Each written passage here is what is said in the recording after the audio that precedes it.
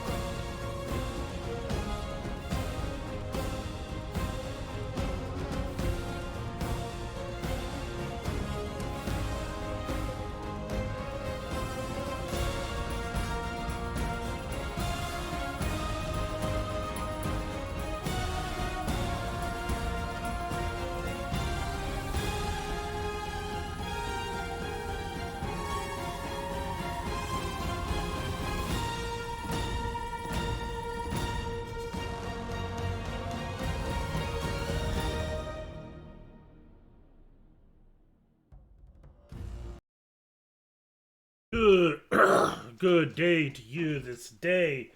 And like I said, this is going to be a spoiler filled review of the film Spider-Man No Way Home, which was released this past week. It was to a huge success box office wise. It is the third biggest cinematic opening of all time, behind only Infinity War and Endgame. And it was huge box office success globally as well. And this is, of course, especially significant as we're still emerging from the effects of the pandemic. Because throughout the year, I mean, there has not been really any really truly big box office releases all year, and this one just blew the top off. I've actually already seen the movie twice. I saw it on Thursday night. I went up to a theater nearby, and it was a pretty full crowd.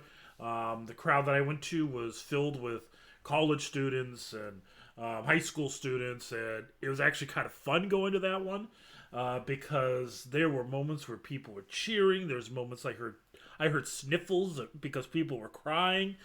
I heard gasps. It was a really good crowd for going to a movie. They were kind of annoying during the previews, admittedly, but during the movie itself, it was kind of awesome. And then I went to it again on Saturday.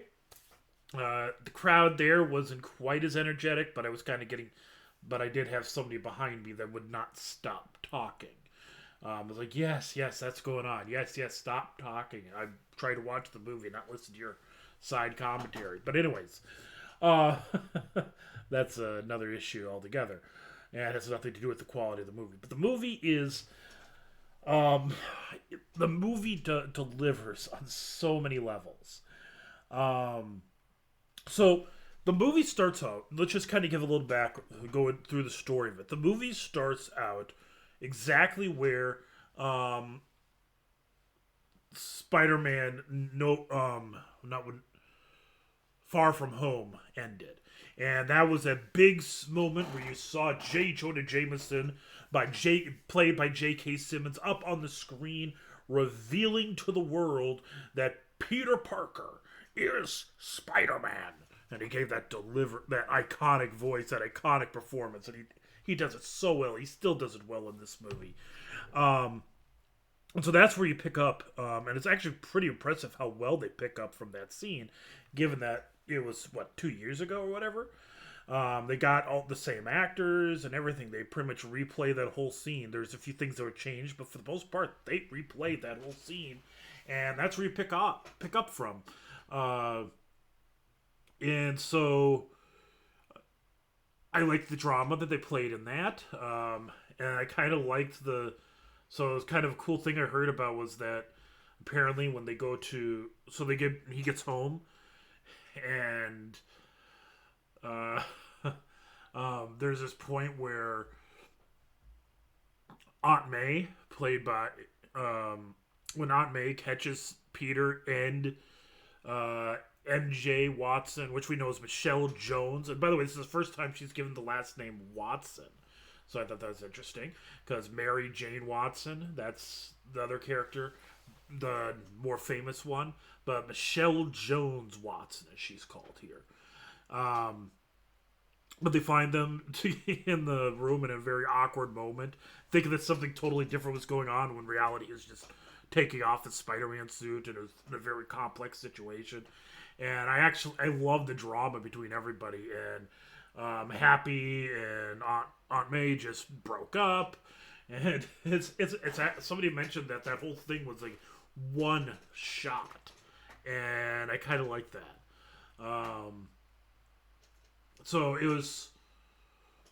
So that's kind of the way the movie starts, and uh, it's chaos for Parker because he's been framed as a murderer. It's been framed that he killed the hero Mysterio, and so Mysterio was, he was the one, he sold himself as the superhero, and it was portrayed that he was murdered by Peter Parker. And so naturally, this creates some chaos. And I love the way the school reacts. Some are cheering, some are embracing him. I like that they had Flash Thompson embracing Parker because this kind of goes with the whole comics where Flash Thompson loves Spider-Man. He's always a bully to Peter Parker, but he loves Spider-Man. And when he finds out that Peter Parker is Spider-Man, he kind of latches onto it. So I kind of like how they play into that. And they dyed him blonde. His hair is dyed blonde, so now he's kind of looking a little bit more like his comic book counterpart. There's a great little bit where it's, this whole story is going on. Apparently it's been going on for months by the time they go back to school. And, oh, and by the way, before they go back to school, they get to have a visit with a lawyer. And the lawyer is none other than Charlie Cox playing Matt Murdock. And there's no doubt that he is Daredevil. I loved it. When I saw it on Thursday night, I just gave a little bit of fist bump. Yes. Wednesday, got to see Wilson Fisk as the Kingpin on Hawkeye, and Thursday I got to see Charlie Cox as Daredevil in Spider-Man. That was totally awesome. But it was. But when he goes back to school, there's got to be, in the opening part of the movie, there's got to be a lot of time that passes, because when the movie starts, they're pretty much in the summer, right? Because this is right after the Mysterio was killed, and so this was in the summer, and there's this whole sequence where they're trying to get into college, and specifically they want to get into MIT. And finally, when they get that MIT letter, they're at this coffee shop where MJ's working, and there's Halloween decorations all around, and she's being told to take the Halloween decorations down already, which tells you that Halloween has passed for some time. So that's letting you know that really the opening act of the movie, it kind of races through a period of like 3 or 4 months, I think. Probably 3 or 4 months. And so it's kind of something to help. I think part of the reason for that is because there was, at one point, Spider-Man was supposed to be released in October, if I remember correctly, and they pushed it to December. So I have a feeling that originally this was supposed to take place in October, so around Halloween. But when things didn't quite work out the way they wanted, and it kind of looked like the pandemic was going to keep going for a little bit, they pushed it into the Christmas season, and that's why at various points in the movie you kind of get those Christmas illusions. But it is that Halloween theme that spawns the thought that sets up the overarching major plot of the film, is Peter Parker, he's bummed out that everybody knows he's Spider-Man and it's ruining his life. And so he talks to, and so he, because of this, it's even hurting the lives of MJ and Ned Leeds, his best friend. And so, and so much so that none of them are able to get into MIT, where they want to go to school. And so, what is, I kind of like it. So, Parker's answer is he goes to Doctor Strange. And he asks Doctor Strange to try to cast a spell to wipe their memories. And I kind of love it as, I liked it when, they cast a spell and it almost causes chaos because Parker he won't shut up. And apparently this goes back to the comics. Apparently there was a comic where Peter would not shut up during a spell that Doctor Strange was casting. And it caused problems. And in this case, it caused problems in relationship to the multiverse. But I like those that when Doctor Strange is like, well, I get it. You've made your appeals and all that. It's like, wait a minute, I could appeal? You mean to tell me before you thought, turn back time before you thought to appeal the decision? I totally love that. I loved his reaction. And it's perfect because his character is he was a medical doctor, so he knows all about going through college. And I think there's at one point you see him with a Columbia University sweater, which I kind of wonder if that's not where Parker's going to end up going for school, given his. I think there's a long history of him going to a New York-based school. He definitely doesn't go to MIT in the comics. So, anyways, Wong has a brief moment in there in this one, not a really big one, but the movie kind of, I know I'm going through almost the entire a lot of the beginning plot, and that thing is what sets up everything. It sets up all of a sudden you have the emergence of Doctor Octopus, which that was in the trailers. You have the emergence of the Green Goblin, played by Willem Dafoe, and man, Willem Dafoe is so good in this movie. I mean, he's so well played.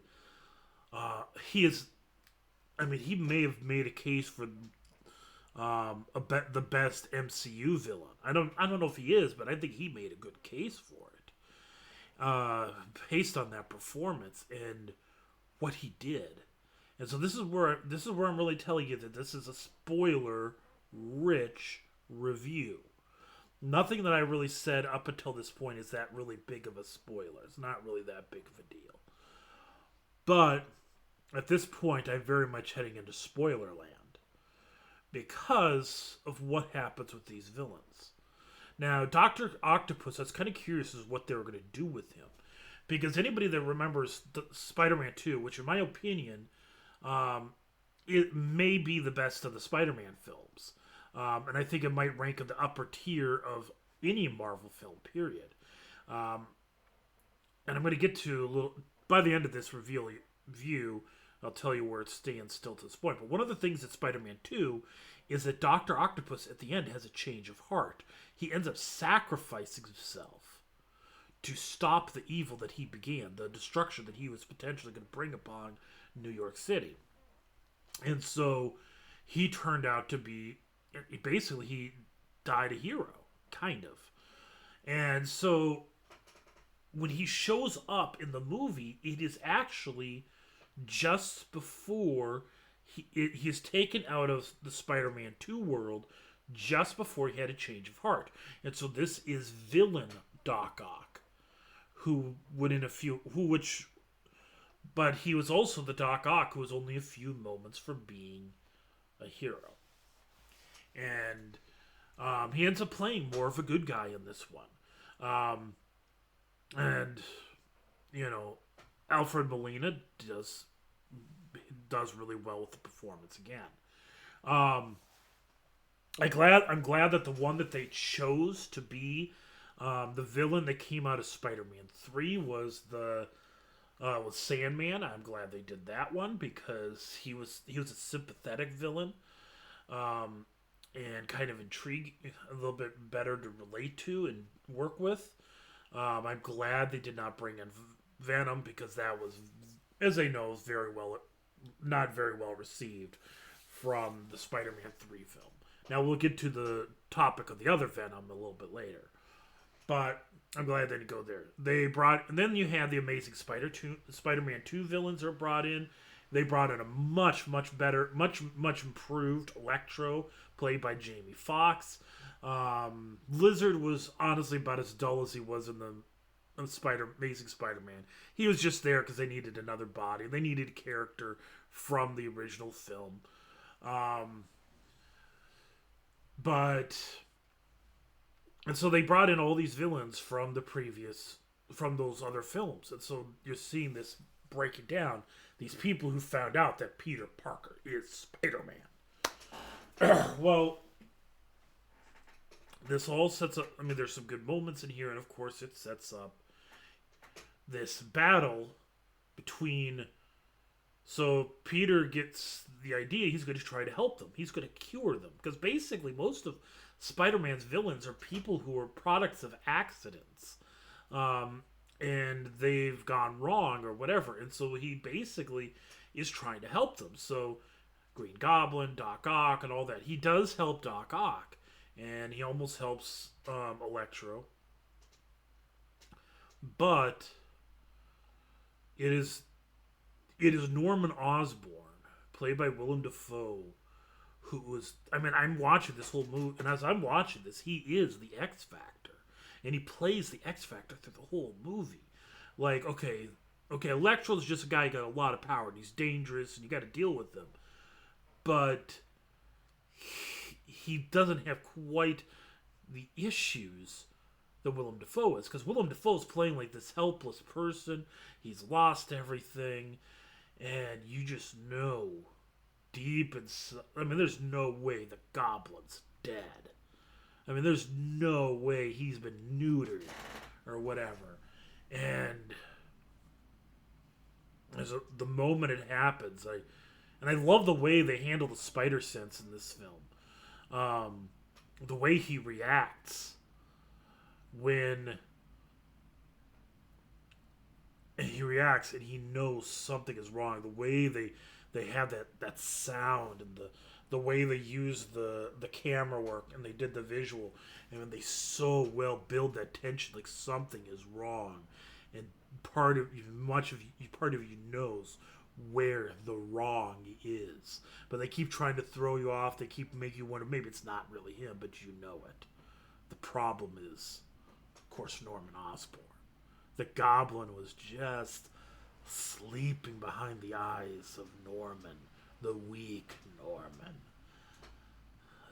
Kid Spider-Man, come out to play.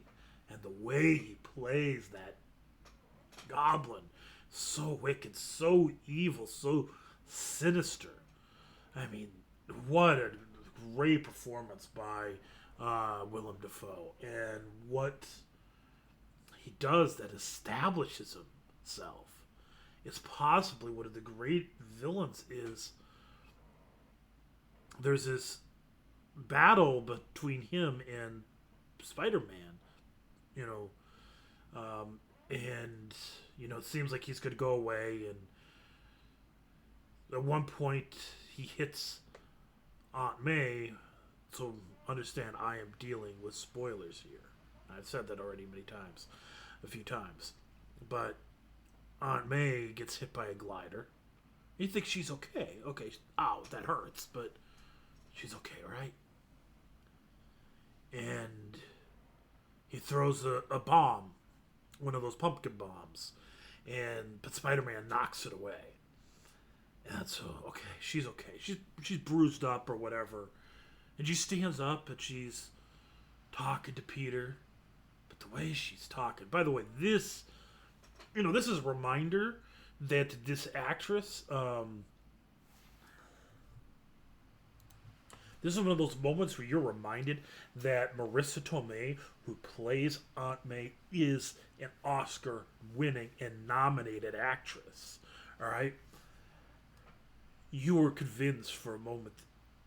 She said she's okay, and you're like, but there is just something wrong with the way she's talking, the way she's standing. I mean, it's not just like, okay, she got hit. Okay, yeah, there's going to be some problems, but you could tell something's not right.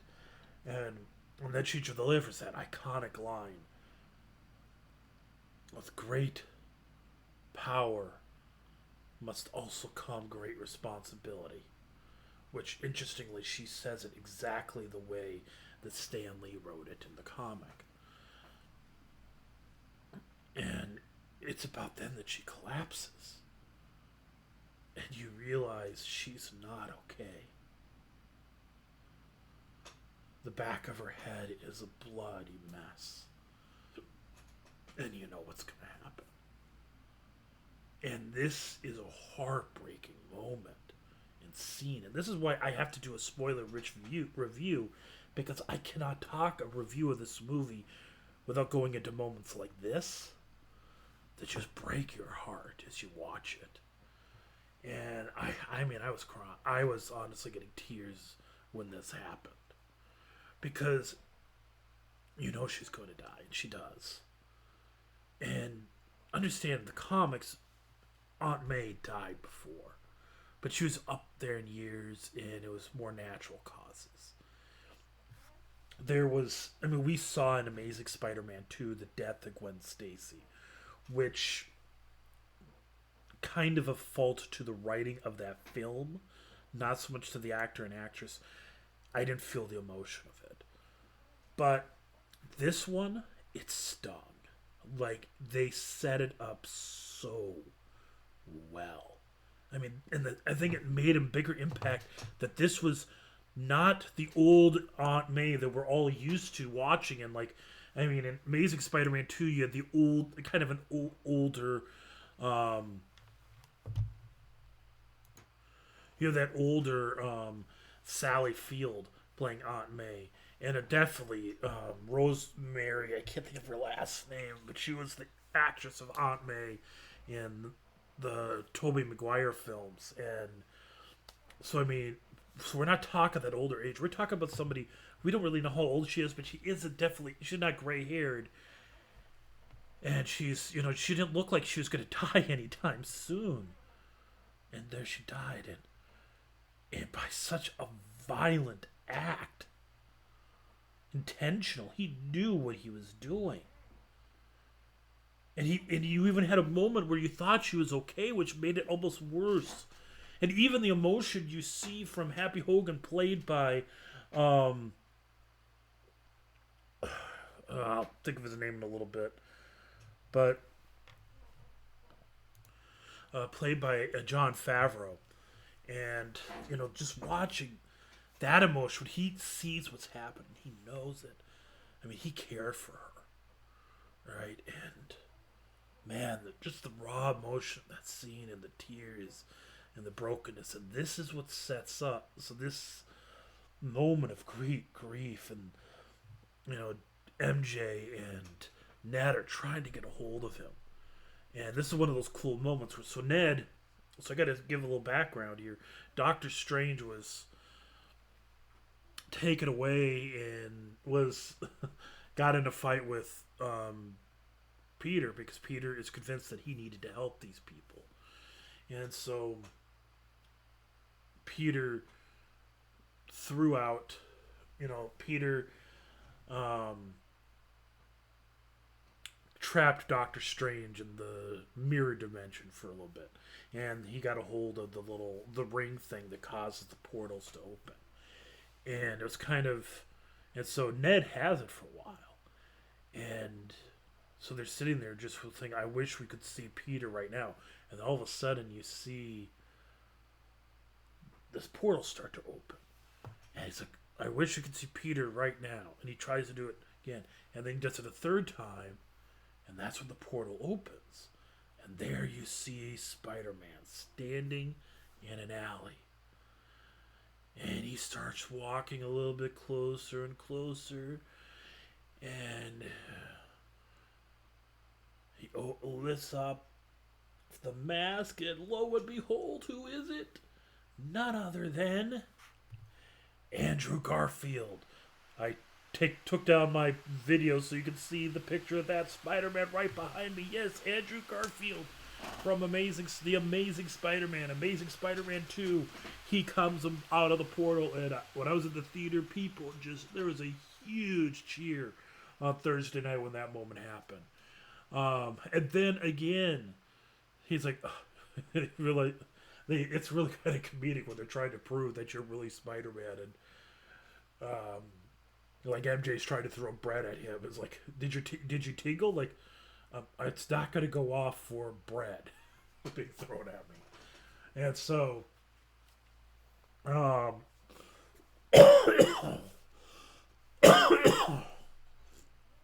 then there's a second. Then of course they realize they come to terms with that this is another Spider-Man, and again Ned tries to open a portal again, and who of course emerges? None other than Tobey Maguire, who plays Spider-Man in the original 3 films.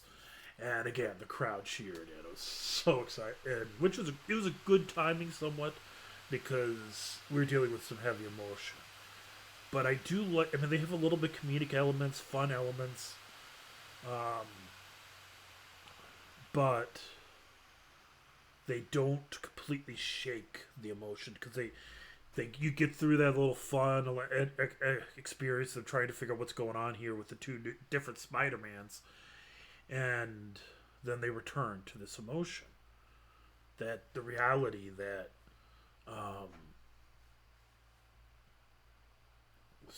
Peter, and so now we have to talk about 3 different Peters.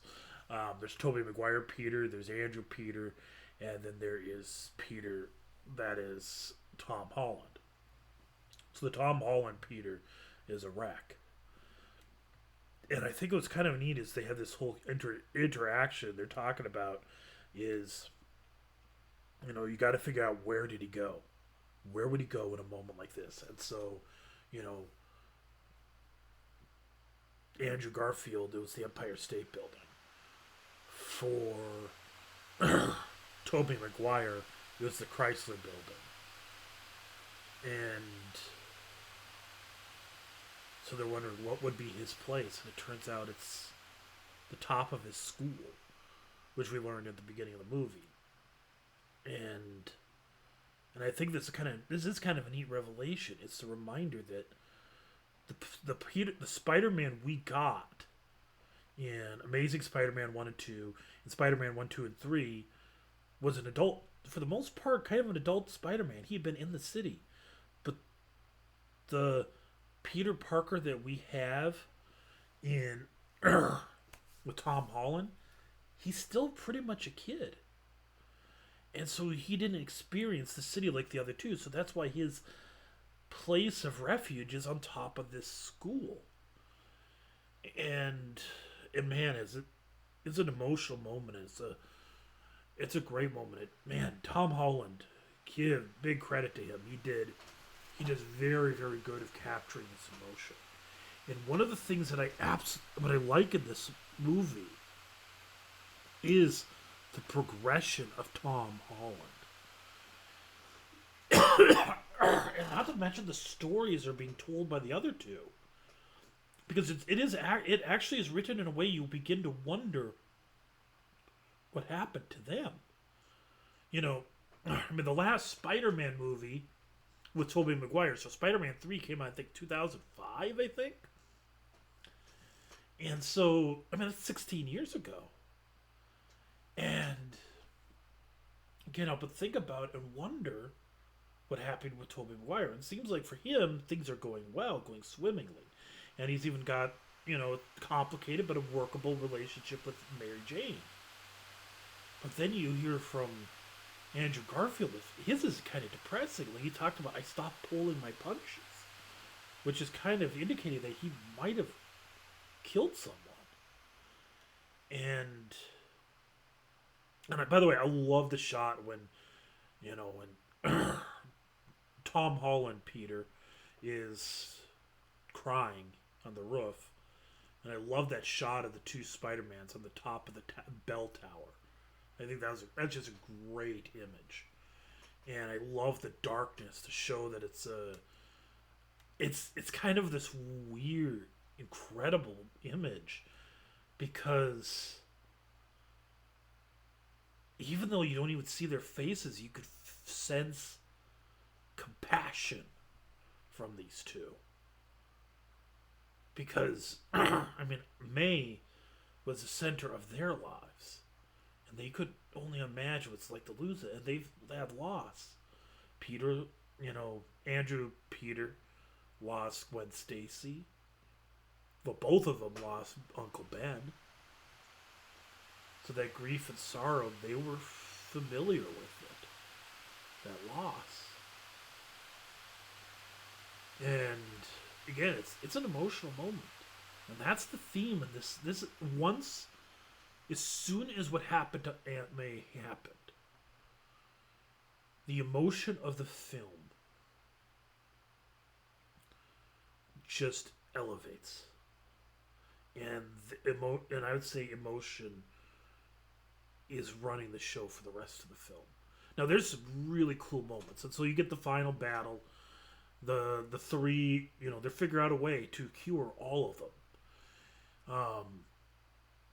And so the three of them go to battle with the other, the Lizard, Doc Ock, Sandman, Electro, and Green Goblin. So they want to set up this battle thing, and it's a great fight. It's entertaining.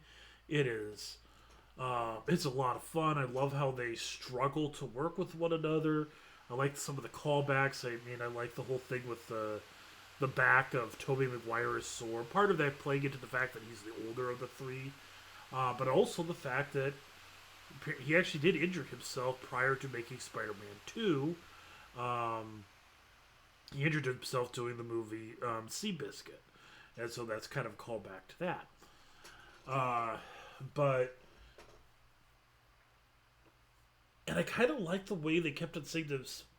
There's this one little moment that you are amazing to Andrew Garfield, because there is that truth when they're comparing the villains that they've all fought, and Peter, Tobey Maguire got Green Goblin, he got Doc Ock, he got these two really good villains, and Sandman could have been better than he was, but they had these really good villains.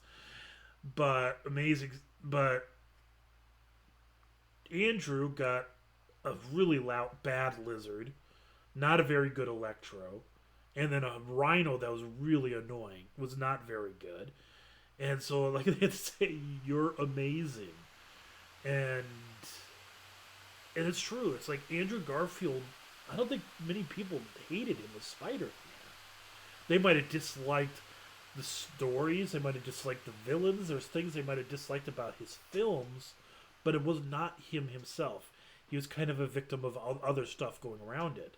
And I kind of like that this movie gave him a little bit of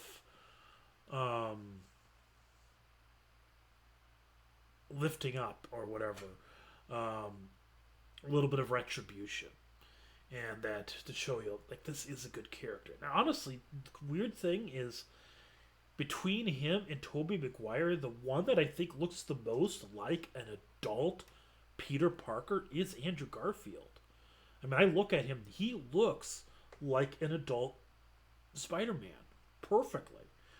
Tobey Maguire, I can't shake the fact that he at this point anymore. I can't shake the fact that he is Tobey Maguire.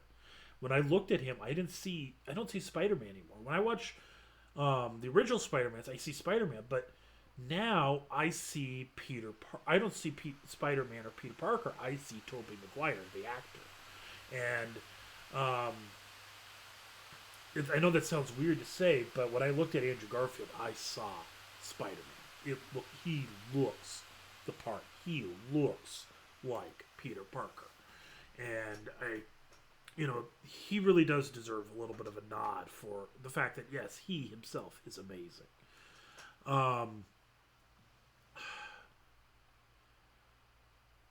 so then there's this really, the battle with the Great Goblin is emotional, um, and well played again, playing into the drama, the emotion, especially because he's murdered May.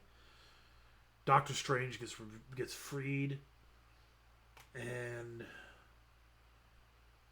when all the villains are beaten and they've been cured, Parker is faced with a challenge.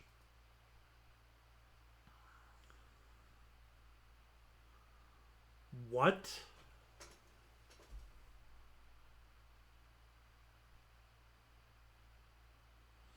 I mean, Peter is faced with this challenge because the multiverse is emerging. And there's a lot of issues happening. And the question is who.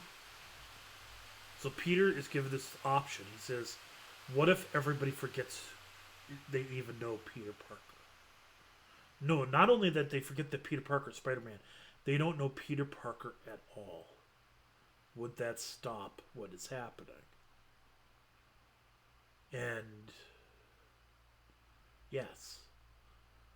And this sets up such an emotional scene. It kind of, the thing that it best, so he realizes he's going to have to say goodbye to both Ned and MJ. And I kind of even like the way that Doctor Strange acted. We who love you. I love that he said we. Doctor Strange has learned to care for him like a kid. Like it's his kid to care about. And I love that. I kind of like that detail. And he's going to have to say goodbye to MJ. And that scene, it's so emotional. I mean, I don't think it's quite on the same level, but it feels similar to the way I felt at the end of Lord of the Rings: Return of the King, when Frodo says goodbye to everyone. Whenever I watch that scene, I'm an emotional wreck, and I kind of felt some of that same emotions watching as Tom Holland Peter, has to say goodbye to MJ and Ned, and it's such a sad moment because the depth of sorrow that is going to come from this scene, from this moment. And I think it sets up a future for Spider-Man that's going to be rich. I think he's going to end up proving why why Spider-Man has always been the best character in Marvel Comics. Because he's so easy to relate to. And, so he makes this decision. And so now nobody knows. No one. He makes this decision, the spell is cast, and he goes, at one point you see him go visit Aunt May Parker, his aunt's grave. And he's standing right next to Happy Hogan. And they don't know each other anymore. Happy even talks about how he lost a friend of his that it really hurt. And Peter couldn't say that I lost that same friend too, Tony Stark. He has no one. He doesn't have Aunt May. He can't even go introduce himself to her. Because she's dead. He has no one. And this is just the raw. I couldn't help but. This is why I was honestly having tears during this part of the movie, because it is so sad. It's so sad. He finally went, and he was going to go to MJ and tell him again and remind her who he is, like he said he would. And he saw that cut on her eye from the battle, the Band-Aid. And he made the decision not to tell her. It's such emotion. And he decides not to tell Ned, which I kind of think that's setting up something. There's a lot of theories as where Ned's going. Um, in this movie, it is portrayed that he's going to have some idea of magic. But the thing is, I'm wondering is what will Ned do when he realizes that Peter didn't tell him? I mean, what if he does find out? Is he going to be upset? Is he going to feel betrayed? Is it setting up Ned Leeds to be the Hobgoblin? Because he is the Hobgoblin in the comics.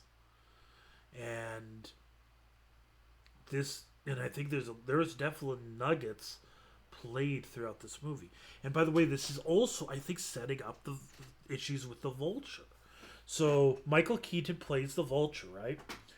And if you've seen the trailers for Morbius, it seems to be suggested that Michael Keaton's going to, Vulture is going to go after Spider-Man. Now, Spider-Man Homecoming, Vulture, I just didn't get the vibe that he would go with vengeance after Peter. Because that Vulture wasn't that vindictive, that evil. He was just a guy trying to get what was best for his family.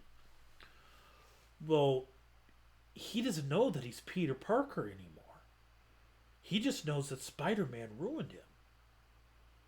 That changes the whole story, doesn't it? I mean, he could have revealed to the whole world that Peter Parker was Spider-Man. He never did. But now, he doesn't know who he's Peter Parker. He's just Spider-Man, who put him in jail. Now that scene, that little clip in Morbius, makes more sense. And the movie ends with this, Peter Parker, he's in his... Now he's living in an apartment by himself. I don't think it was the same apartment, but it looked just about as dumpy as the one he had in that you see in in Spider-Man 2 with with Tobey Maguire, and they even had the landlord rent. It's all about rent.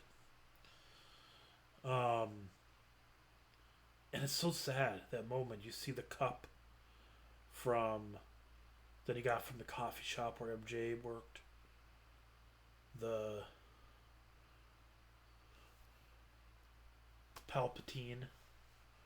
Emperor Palpatine Lego. He sits there. The GED book letting you know that it's as if he never went to school.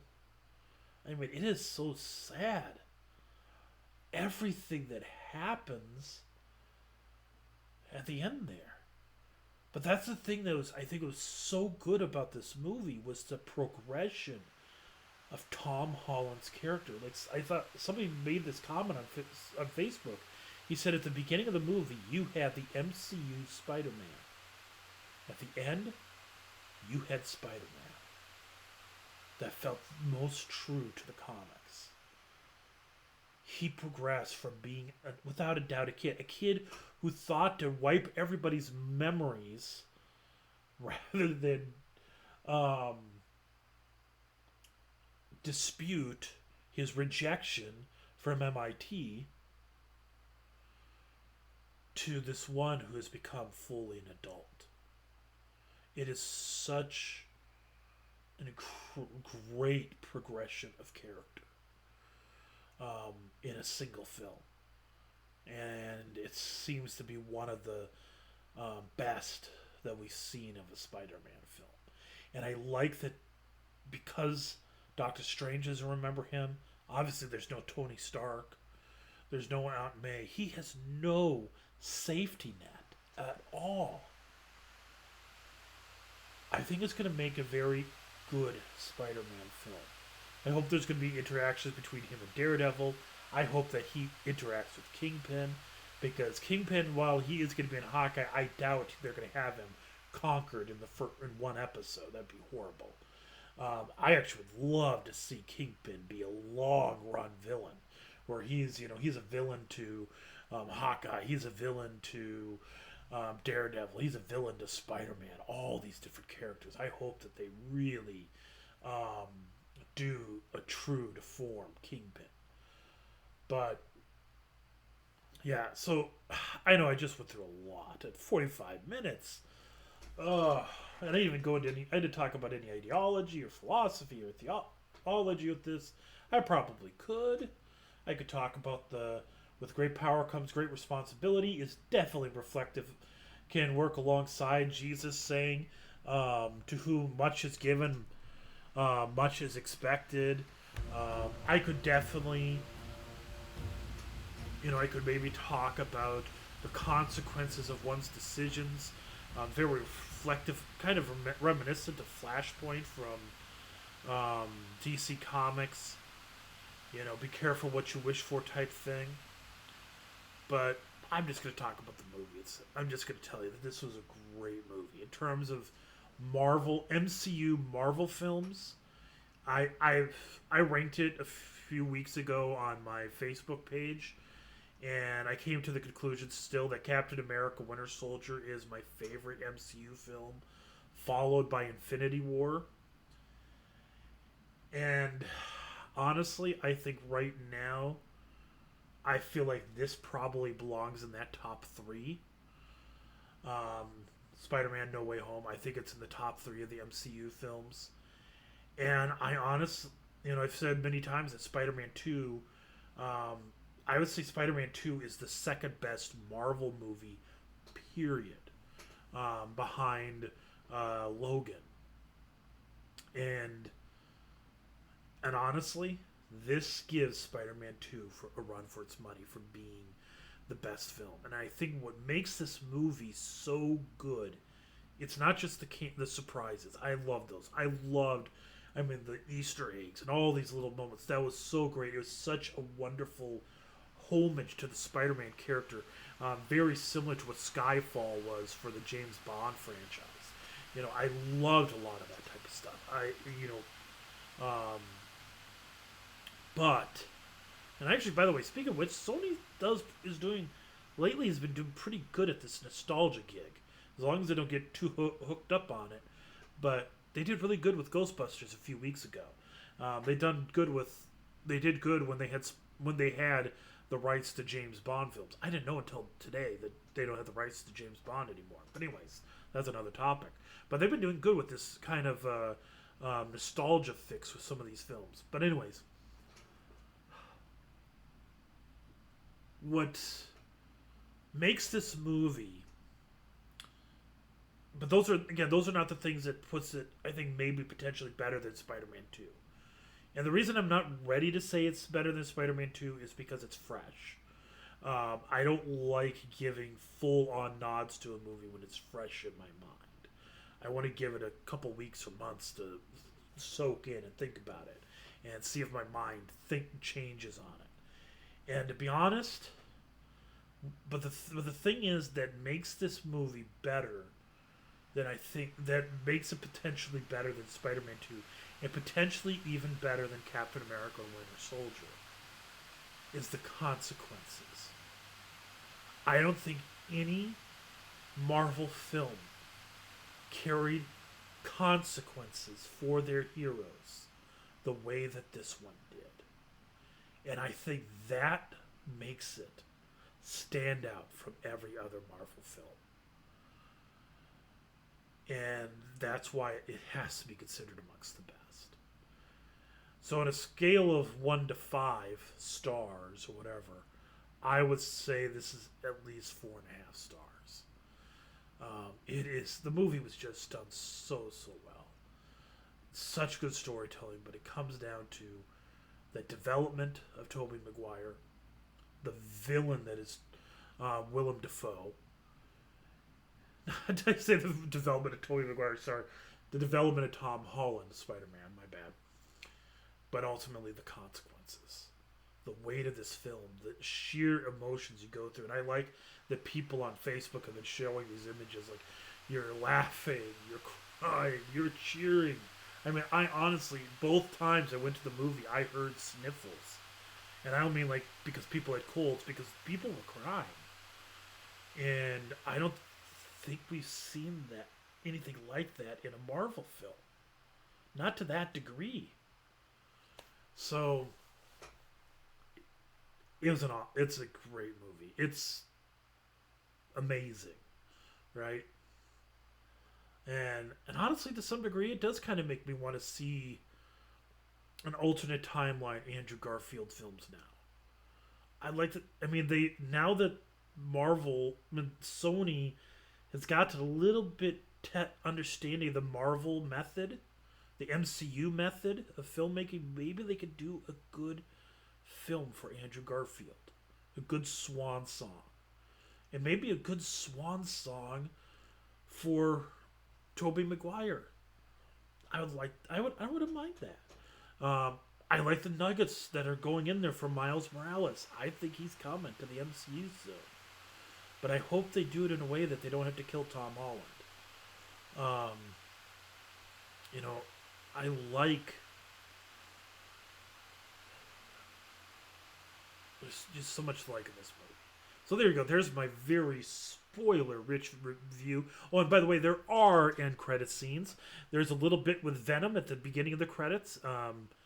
This is the Tom Hardy Venom, and which, by the way, this is a case. Venom is a case where I don't think Sony is doing well. I like Tom Hardy as a character. It's kind of similar to the issues with Amazing Spider-Man. They do well with the character. They don't do so well with the story writing. But I like their version of Venom. But I did not like There Will Be Carnage. That was a bad version of Carnage.